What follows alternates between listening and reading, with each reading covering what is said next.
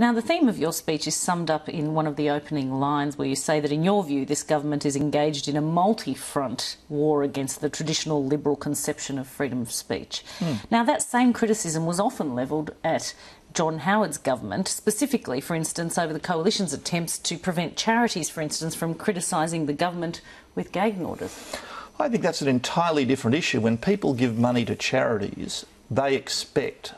that was an issue of corporate governance, in effect, the corporate governance of charities. When people give money to charities, they are entitled to expect the charities to spend that money on the purposes for which the money is donated, not on political causes. So I think it is bogus to regard that as a freedom of speech issue.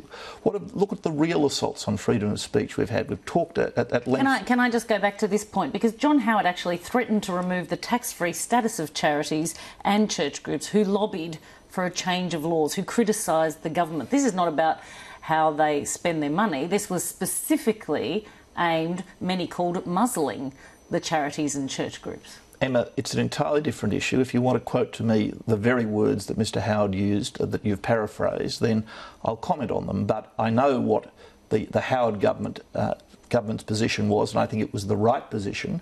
It was a corporate governance issue. You cannot go into the public arena as a charity, ask people to donate money to your charity, and then spend it on a purpose other than the purpose for which it was given.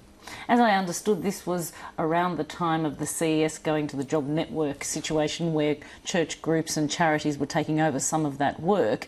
And as I understand it, this was the government saying to those charities, we'll give you these contracts, this money, on the proviso that you don't criticise us in return. Well, that might be your understanding, but I don't want to talk about a particular instance on which neither you nor I are specifically informed. But you were in that government. But let me just make this point.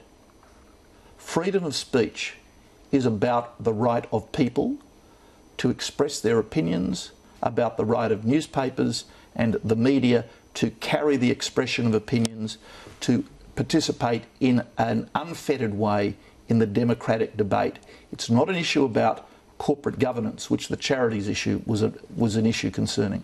Because I'm specifically interested, obviously your speech talks about this government attacking freedoms in a way that hasn't been seen since 1825. And so I'm just giving you some other instances where it seems that the same point could be argued. For instance, let me give you another one. The Howard government's terror laws were also considered an attack on basic freedoms. Suspects held for 48 hours without charge or without being given any reason at all. Control orders for up to 12 months. And the proposition that people be jailed for simply promoting feelings of ill will. All right, well, let me say two things about that. First of all, those laws were criticised not as an attack on freedom of speech, but an attack on other civil liberties. So, you know, my argument is specifically about freedom of speech.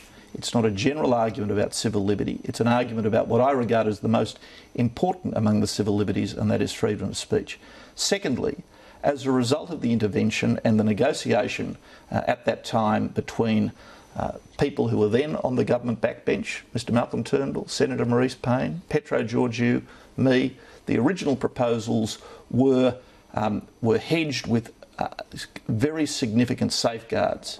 Thirdly, the alarmist rhetoric that we heard from people on the left of politics, that this was legislation that would destroy our civil liberties, has not been realised in the event. There have been hardly any control orders. There have been no preventive detention orders in all the years since. And let's finally discuss one more thing I'll point out from your speech. You say defending freedom of speech today has been left down to conservative commentators, Andrew Bolt and Janet Albrechtsen. I'd put it to you that all of us in the media across the spectrum are defenders of freedom of speech. Well, I wish you were, Emma. I wish you were. I wish there'd been more outrage from all quarters in the media when Stephen Conroy tried to do what eventually he failed to do, and that is introduce a public interest media advocate that could, in certain circumstances, have resulted in the government or officials sitting around Lake Burley Griffin making decisions about what ordinary citizens were allowed to listen to on their radio or to read in their newspapers. I wish there'd been more outrage from the media, but my point is there wasn't, and I find that very disappointing.